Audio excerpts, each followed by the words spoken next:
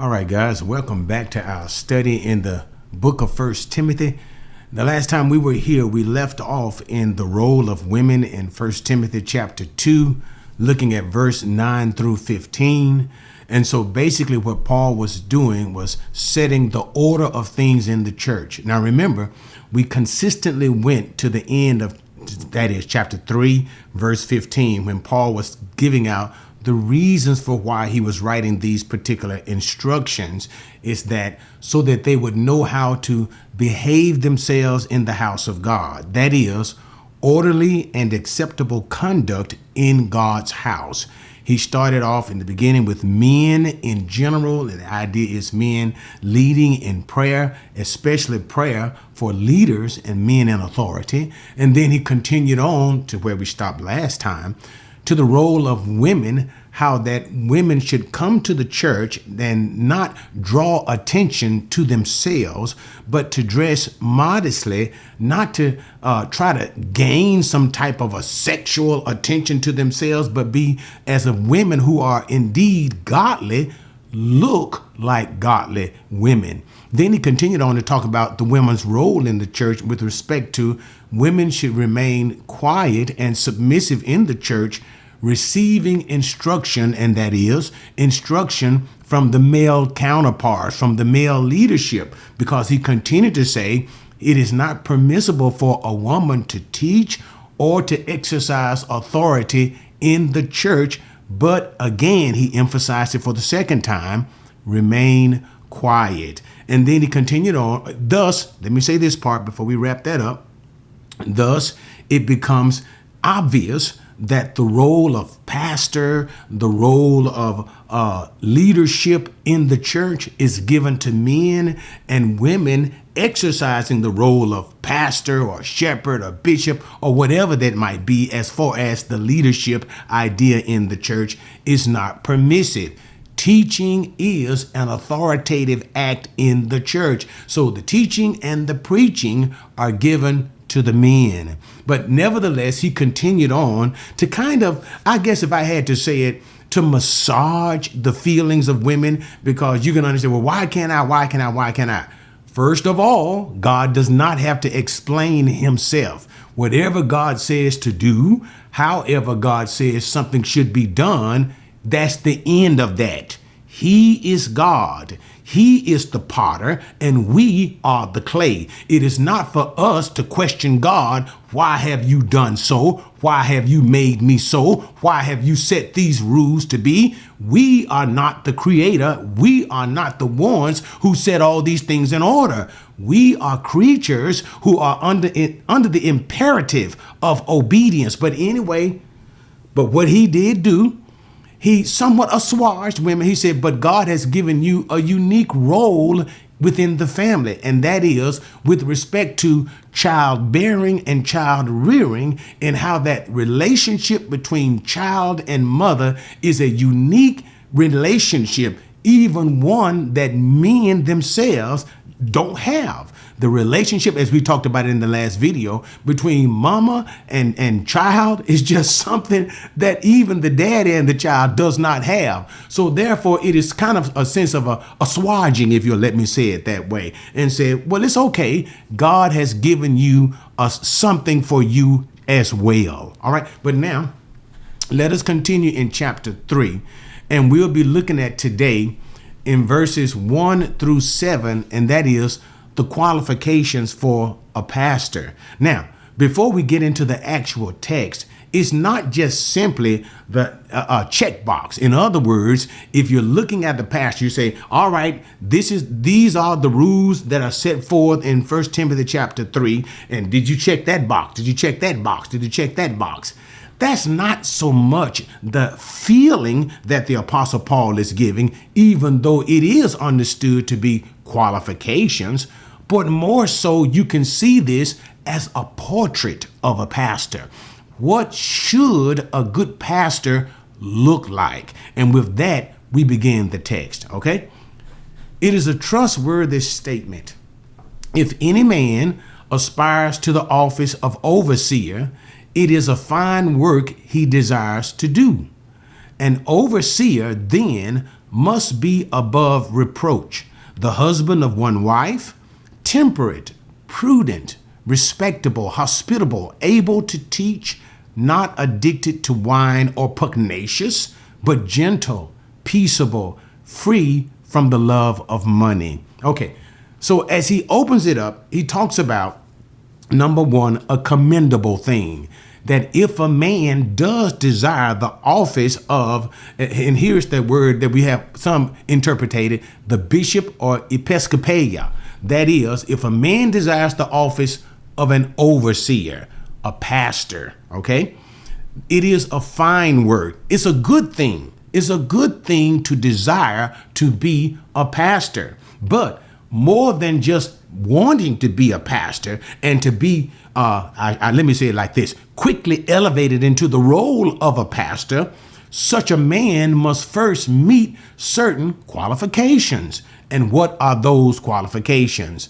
Number two, he says, this overseer here, let me get my Greek text ready here. This episkopon, he said it is necessary. I like this too, because we're going to see the word day. Day is the Greek word that is translated must or necessary.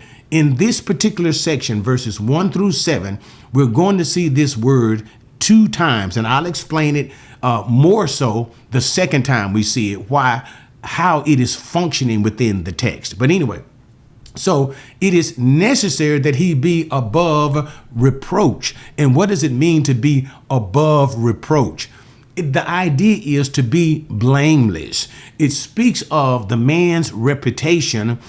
In general, does the man have some great failure that can be attributed to his reputation that could lead to his personal downfall, or that could bring about a smear against the church or the name of Christ? Because as the overseer is the leader of the church, he speaks for Christ. He speaks for that congregation in a very obvious way, even to the world. So therefore, his reputation has to be spotless. Now, when we say spotless, this is basically what we mean. Since the day of his coming to Christ, what kind of life has he led during that time? We are not talking about his pre-conversion days, because before we were saved, we all lived all kinds of ways, indulging the lust of our flesh and of our mind. But once we came to Christ and made this confession and began to walk with God, what was that pattern of life like? And this is what he's talking about. Being above reproach, his pattern of life. He must be a man with great dignity. And we'll continue. Then he says, the husband of, let me get my text, husband of one wife. Now, without indulging into a long conversation about it, here the text simply says, mias gunikos andra. And if we had to translate that, one woman man. So what is he saying? Is he saying that, the question, that the pastor, the overseer, could have only had one wife? One of the qualifications is you have only had one wife. And then some even say maybe one wife unless that particular wife has died. Or is the pastor saying is the text saying being married to just one woman? And that is what the text is saying. And this is why we have it translated in ASB, the husband of one wife. In other words, he is no polygamist. So here what it's basically talking about is sexual purity. He is not a man who is out there chasing women, having immoral and adulterous relationship, but a faithful man to one wife. It is not talking about the issue of whether or not he has previously had a divorce. The issue is his fidelity to one wife. Now, some do take issue and say a pastor cannot be divorced. All I will say in this, number one, grammatically, the text is saying about fidelity, married to one woman and that faithfulness to one woman. But whatever position that a person should take, whatever position that a church should take, the church should maintain that position across the board. In other words, don't take away from one part, add away to another part. You must be consistent in how you handle this particular idea of a one-woman man. But anyway, the bottom line is the pastor should be married to one woman and faithful to that one woman. Temperate, I don't want to take too long with that because in looking at every particular word, it'll make the video really too long. But temperate gives the idea of being self-control. Self-control. You want a pastor to be a man of thoughtful dignity, one who controls not only his passions, but also one who controls the atmosphere of the dignity that surrounds him. Do you understand that? And then prudent, that is having to deal with wisdom, one who is wise, one who is knowledgeable, one who is thoughtful. Respectable speaks of itself. And in one word, dignity. You want your pastor to be a dignified man. Hospitable comes from the Greek word philoxenon. And that's two words. Philo, meaning lover or love, and xenon, meaning stranger. A love for strangers. One who is able to talk to people, deal with people, relate to people in a loving way, and also remain an air of dignity with these people. You see that picture? That's why I say that not just simply a checkbox of qualifications, but the portrait. You can almost visualize what this particular man looks like. And then finally, able to teach.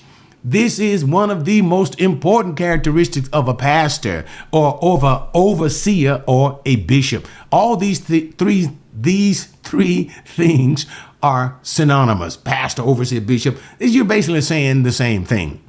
But with respect to being able to teach, this is the primary duty of a pastor. And sometimes, let me say this too, as a brief aside, teaching and preaching are not the same thing. And notice it did not say able to preach. Preaching is that it's dealing with exhortation. Parakaleo is like that idea of it. Exhortation. That is, once you hear the word has been taught and made understandable, interpreted rightly, and with practical application, then comes the exhortation. Now do this. And with that idea of this exhortation of preaching, oftentimes it is more emotional dynamic. That is, you know what preaching is, okay? And there is a difference between preaching and teaching. But the qualification of a pastor is not the ability to preach, to emotionally ignite the people, to stir the people simply to do something. That's the idea of preaching. Preaching involves the stirring up of the people. But what the qualification of a pastor is to be able to make clear what the scriptures are saying. Teaching is the most important duty of the pastor. All right, but let's continue. Verse number 3, he says, not addicted to wine. That speaks for itself too. Notice he did not say the pastor was not allowed to drink wine, but the addiction to wine simply means a drunkard. Do you see how that is such a beautiful picture? Who wants a pastor who's a drunk? And so this is not a good thing for the ideal of a pastor. Or pugnacious. And when it says pugnacious, it brings in the idea of one being kind of like a bully, a person who is forceful or apt to fight and to be physically aggressive. So you don't want a pastor to be that. But what? Instead of being aggressive, be gentle and peaceable. So notice here we have what? We have the first thing we see here, verse number 2. Are the positive qualifications that we see. Then in verse number 3, we see the negative qualifications. What? Don't be addicted to wine. Don't be physically aggressive, pugnacious here. And then he reverts back to the positive qualifications. But be gentle, speaks for itself, and peaceable. One who is the idea likes to keep things calm, keep things quiet. And we see it once again here. It speaks over again the idea of him being temperate and prudent. You see it now, a man of self-control, a man of dignity, a man who is not out there bullying people, a man who has a bad reputation, a man who is known as a scoundrel with respect to women, but a man who is known to be faithful to that one wife that he has, a man who seeks peace and to make peace, a man of dignity. You see that beautiful portrait? And then finally, one who is free from the love of money. This is a little bit different. If you notice these particular qualifications, if you'll let me say it that way, that Paul has been using for the man of God, for the overseer, these things are external. These things are behavioral. These are things that you can see in the actions of the pastor. What? Being above reproach, got a good name, the husband of one wife. All of this, you can see these things, being temperate, prudent, respectable, hospitable, able to see. Notice all of these external things. But when we get to free from the love of money, this is the one thing that is internal. This is the thing that people initially cannot see, but in the end, it will make its way out externally. In other words, it's kind of like this in the commandments of the 10 commandments, when we can see all of these outward commandments, loving God, having no idols, don't lie, don't steal, commit adultery, stuff like that, things of that nature. But then that final one, do not covet. That is an issue in the heart itself. Nobody can see it, but in the end, it will manifest itself externally in the behavior. And thus the pastor is here commanded to be what? Free from the love of money. I like that word, aphilaguron, which means no lover of silver. But if you do love money in the heart, then outwardly it would be made manifest in your life, in your ministry, in your teaching, in how you live and practice your life. And thus you'll find yourself being manipulative, greedy, and then you'll find yourself ultimately not seeking the things of God, but you'll find yourself seeking the things of this world, where the wealth, what did Jesus say?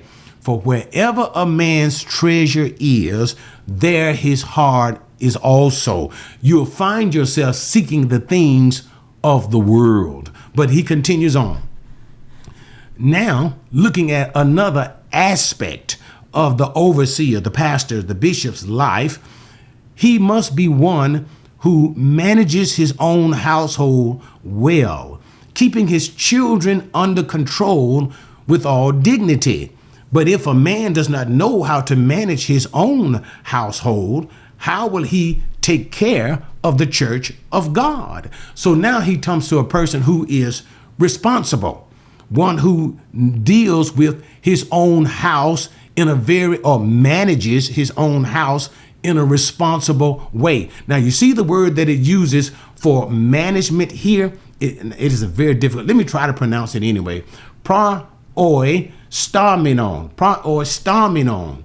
This is a strong word that is used here. It gives the sense of like ruling. So therefore, the pastor must be one, here's the picture, in control of his house. He is a manager of his entire house as well. This involves what?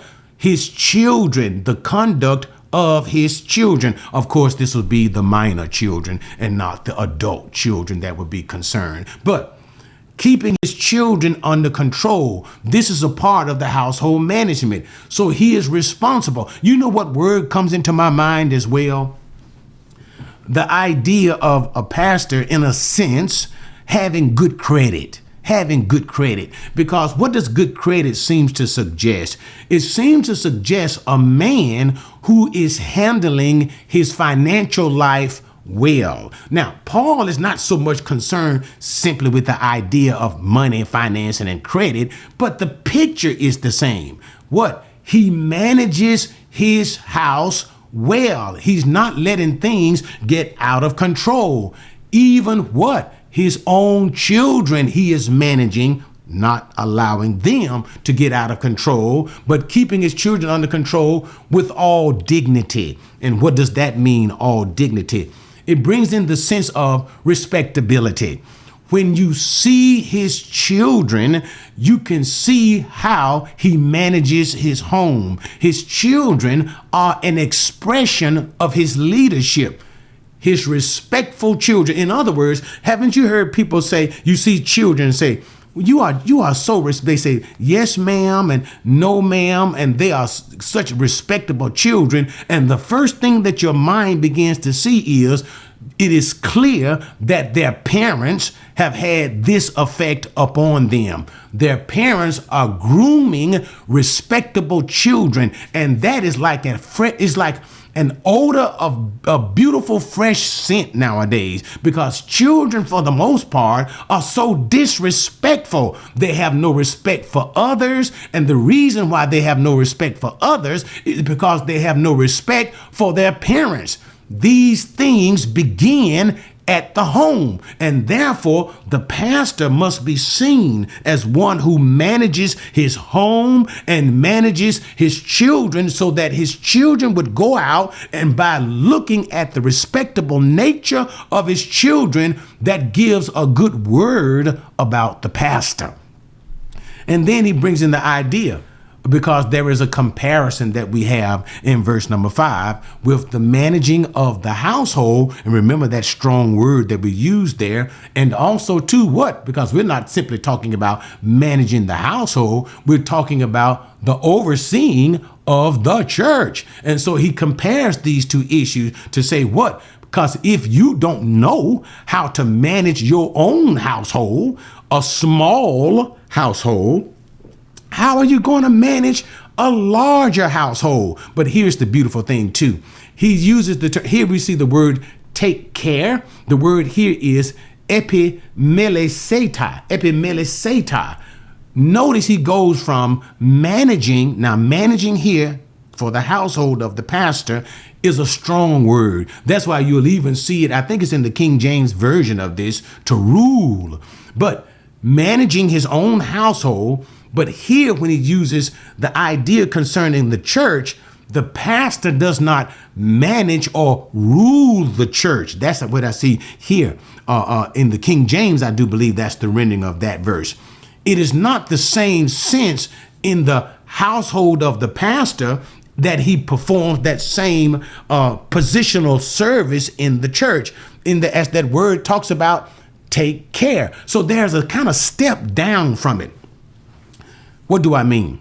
In the household of the pastor, in his own house, he is authoritative. He is in the position of ruling his house, and he rules his house firmly, and he rules his house respectably. But in the same throat, if you'll let me say it that way, since we are comparing this to the church, however, he does not rule the church. You don't rule the church like you rule your house. You take care of the church. Now you see the difference in what he's trying to say? So the idea is the mindset of the pastor for the people of God is to serve them and take care of them. He is not talking about austerity. That is domination, rule, and authority. In other words, I'm the pastor and you do what I say to do. That's not the mindset. The mindset here is what Jesus gave the disciples at the final Passover table when they were arguing amongst themselves about who would be the greatest. And Jesus stood up from the table and wrapped himself with a towel, and then he began to wash their feet. Jesus played the role of a slave. And you remember, Peter was greatly offended. And Jesus said, what I do is an example for you to follow. In other words, serve one another. And whose feet was Jesus washing? The apostles. These men would be the foundational leaders of the church itself. In other words, as far as rank and position in the church, you don't get any higher than an apostle. But nevertheless, what did Jesus say? I, your Lord and your master, that's what I am to you. I am serving you so that you may learn to serve those who will be put into your charge. And this is what we see here in Paul choosing this word, which means to take care. Never, we rule our homes. We may have a sense of, we do, authority, and in a sense of not domineering in a negative sense, but in a sense of making certain things are done correctly, managing these things properly. But when it comes to the church, what we do is from a different perspective. What is best for these people? Now, it doesn't mean what makes them feel good, what does not hurt their feelings. Because what did Paul say once again in the next epistle? Preach the word, be instant in season and out of season, rebuke and exhort. So sometimes you have to be tough. You have to give tough love, but you do all of this in service to the church. You do what is good for the church. Let me take a little more time with this. And I didn't want to take too long with this teaching, but allow me this. It's in the same way that when Jesus was asking the disciples, who do men say that I am? And, they all said, some were saying this, some were saying that, Elijah, one of the great prophets. But Jesus wanted to know, had either one of them at this time received a revelation from the Father into who he really was? Peter answered, you are the Messiah. You're the Christ, the Son of the living God. You have divine nature. And Jesus said, yes, you are blessed, Peter, because only God would have revealed this to you. Then Jesus continued to talk about what he had to accomplish in Jerusalem. His being rejected by the chief priests and the elders and being mistreated, ultimately crucified and raised from the dead. And that's when Peter took Jesus to the side and began to rebuke Jesus. No, Lord, this should not be unto you. Clearly, now notice what Jesus does. Looking around at the effect of what Peter's words, what Peter's actions were having on the rest of the disciples. Now, you see the point that I'm trying to say? Jesus then rebuked Peter. You see, Jesus' rebuke didn't come to Peter just because Peter was wrong, just to rebuke Peter. And if it had come to Peter for these reasons alone, he still would have been right. But the point, Jesus looked around at the effect of Peter's actions and behavior on the other disciples. You do what's good for the church. You take care of the church. And this is the idea that we see being employed here. All right, let's bring it to a close. Then he said in verse number 6, and not a new convert, so that he will not become conceited and fall into the condemnation incurred by the devil. And so here it almost is self-explanatory. He can't be a new convert. That is, a man who wants to become a pastor and you just got saved. In other words, how long you been saved? Well, I've been saved for a year or two or whatever. And now you want to be a pastor? You can't leave the pastor because you don't have enough spiritual maturity. You don't have enough spiritual experience. There are things that are gained over time. You can be as knowledgeable, giftedness. In other words, when I said giftedness, It doesn't matter. Whatever gifts that the Holy Spirit gives you, even the gift of teaching, preaching, pastoring, all right? It gives you that at the moment of your conversion. And whatever the greatness of that gift, the Spirit gives that capacity to you. So you can be ever so gifted of a man in teaching and preaching and things of that nature. However, there are some things that can only be accomplished with time, in time, and that is the gaining of experience, the gaining of spiritual wisdom, the gaining of spiritual maturity for your own life. In other words, you need to go through something to be able to tell some folks something. And this is what the Apostle Paul is talking about. Why? Because a person being spiritually gifted, all of a sudden you appoint him to a position, a high position, because this is the overseer of the church. You appoint him to a high position of pastor. Such an individual is apt to be led in his own pride, to feel good about himself, to not make the proper and humble assessment of himself. In other words, you see, pride is what's going on here. That's why I said what? Will not become conceited, pride, and fall into the condemnation incurred by the devil. What was the fall of Satan? His own pride. And so therefore, when a young convert is made to be a leader over the church, his flesh, he hadn't learned, he hadn't been saved enough. He hadn't, not saved enough, gone through enough spiritual experiences. That's what I'm trying to say. To understand, now listen here, boy.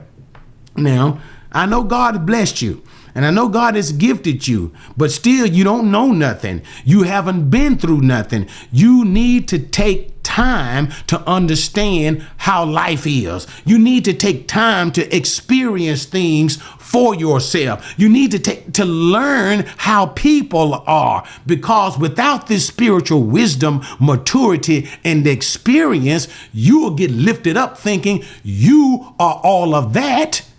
And you become a prime target for Satan. And as a target for Satan, you end up falling. So you were placed into leadership too quickly. And this is what the Apostle Paul is saying. Don't put men into leadership as new converts too quickly, right? Again, he'll talk about this later on. Let them first be proven. Let them have spiritual wisdom and experience over time. And that's why the idea, sometimes you'll see it, the word is used elder. An elder could be a leader, and it also could be an old man, because that's the idea. A pastor should not be a new convert. Usually it shouldn't be a young man. It should be a man of experience. All right. Finally, and he must have a good reputation with those outside the church, so that he will not fall into reproach and the snare of the devil. Now, do you remember what I was telling you guys earlier about that day? Day was that Greek word that is, it is necessary. In verse number 2, remember, an overseer, verse number 2, then must be above reproach. That's when the first find that day that is used. Deun ton episkopon. That is, it is necessary, therefore, the overseer be above reproach, right? Now, this is the second time that day is used here, that he must have what? Day, it is necessary, and it is necessary, ka maturion, a reputation, kalon. Let me say this correctly. Let me slow it down. Ka marturion, ka lane, a cane. A reputation, a good reputation to have. Now, the point that I was trying to make earlier, what we have basically is the bracketing. The days form a bracketing of what is necessary. That is, an overseer must be above reproach, and all of those things that he continues to say till he get to verse number 7. And notice when he gets to verse number 7, he gives a similar commandment. He must have a good reputation. So notice, he must be above reproach and he must have a good reputation. So this is basically emphatic. He's almost saying the same thing. It is necessary for the reputation of the pastor to be good with those in the outside community. In other words, not only for the saints to say that the pastor, can I say it this way, is a good man, a dignified man, a man with a good reputation, but also for people in the world to not have an accusation that is true. Because, now let me say that, let me stop right there. Because the world will bring up an accusation against the pastor all the time. The world delights to bring accusation against a pastor. The world salivates to bring accusation or to see a preacher, a man of God, fall. The world loves that. But the point of Paul here is it cannot be true. Because if people, whatever they may say, let it not be true, but let his reputation be a good one even to the world. Why? So that he will not fall into reproach and the snare of the devil. Because what? If his reputation is no good, even again, he makes himself a target for the devil. He brings a smear to the name of Christ. He makes God looks bad. He makes the church looks bad. He makes himself looks bad. He makes Christianity a mockery. Look at this pastor so-and-so, so-and-so. Man, if that's a preacher, my goodness. You know what I'm trying to say? So this is the idea. Okay, so let's wrap it up. In summary, what is the Apostle Paul trying to do? Yes, he is giving qualifications, but in the qualifications that he is giving, he is painting a beautiful portrait of what a pastor, a bishop, an overseer should look like. The first thing that he begins to say is, if a man desires this particular office, and yes, it says tis is the word, if someone. Yes, we know that this someone, and I didn't bring all of that out because it should have spoken for itself. That someone, because I hear it didn't say a man in the Greek text. Yes, that's true, where it says a tis episkopes. That's in verse number 1. If someone, that's the word tis. But it has to be a man. Why? Because verse number 2 says this someone can only be a husband. So to qualify to be a husband, you must be a man. All right, with that set aside. So he says to desire the office of a bishop, of an overseer, of a pastor, that's a really good thing. But just because you want the office don't mean that you're qualified for the office, that you should be placed in this position of leadership. So who should we place in this position?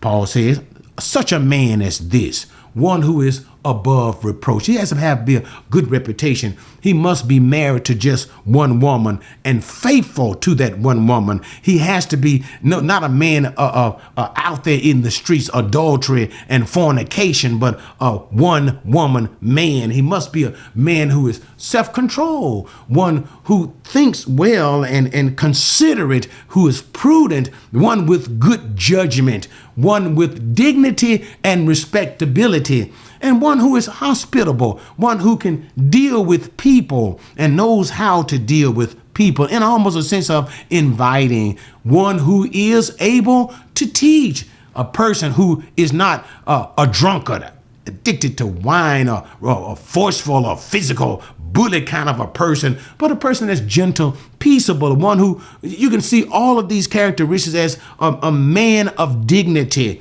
and one who free from the love of money, that internal thing that makes his way on the outside. That is, if he loves money, his motives are wrong. And by these internal motives being wrong, his external actions would end up being an awful thing. His teaching, his preaching, his desire, his use and abuse of the congregation. Why he is in that position? He will use the people. He will abuse the people. He will misuse the text of scripture. Why? Because he loves money. His desires for the wealth and things of this world. He has to be a man looking at how he manages, and one who is responsible, his own house. Because if he doesn't know how to manage his own house and have respectable and dignified children who is a reflection of this, but how is he going to take care? How is he going to serve the church of God? And then don't let the man be a new convert. I don't care how gifted he might be, because if he is placed in this position, he is subject to pride. And this was the very sin of Satan himself. And this will lead to the fall of the man. He was called, he was placed into a position of leadership too soon, without spiritual experience, spiritual maturity. He was not allowed to develop along the way in time as he should. And in the end, once again, to round it off, he needs to be a man with a good reputation, even outside of the church, and bring no awful smear against the name of Christ, name against the church, a name against Christianity. He has to be an upstanding man. All right. Thank you guys so much for joining me with that again. And as always, it goes a little longer than I had anticipated. But I hope you followed me along with that particular teaching to see that not only is this so much as a checklist qualification, but a beautiful portrait of a pastor. All right. If this has been a blessing to you, do that YouTube thing always. Hit the like button and subscribe if you haven't subscribed. If the Lord touches your heart to support the ministry, check out the description. And for those of you who do support the ministry, thank you for all that you do. All right, guys. God bless. See you next time.